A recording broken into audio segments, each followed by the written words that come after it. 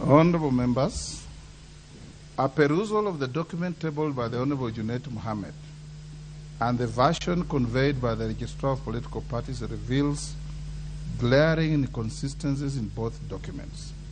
With regard to signatures, there is no uniformity in the manner in which the various pages of the documents have been signed off or initialed. Some pages in the documents contain fewer signatures than others, while page 3 of both documents in particular contain signatures that are hardly visible. The pagination of the two documents is also inconsistent. Order, honorable members. The pagination of the two documents is also inconsistent. Page 1 to 22 bear page numbers.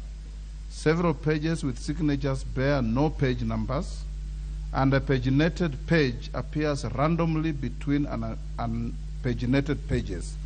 I'm inclined to think that these are superimpositions.